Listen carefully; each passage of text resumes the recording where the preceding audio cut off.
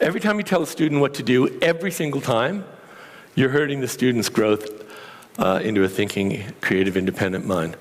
So, I personally love the next slide. I've never met anybody else who loved it, except for the person I drew it for. So, a psychologist at the Rebecca School came to me, asked me about this, and I hand drew him a slide, and so here's the slide.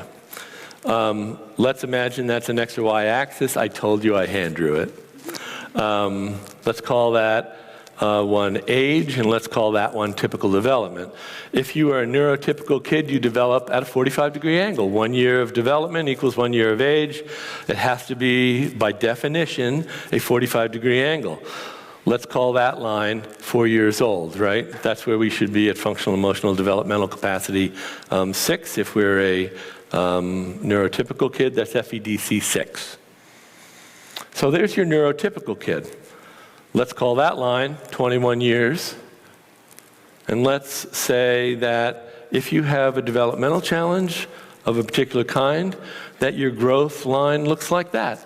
So that maybe by the time you're 21, and hopefully by the time the educational system is about to set you free, I say euphemistically, you get to FEDC 6. That's amazing. Here's the problem with an ABA intervention. So you see that little red line down there? That's, you decided to punish there. You had to punish, you had to, withhold your attention, you had to do one of those other strategies, differentially reinforce incompatible behavior, one of those things. And the consumer drops developmentally.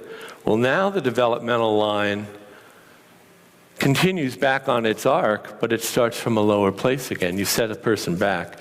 So where they might have gotten there by the end of 21 years, now maybe they're going to get to FEDC 6 at 25 years.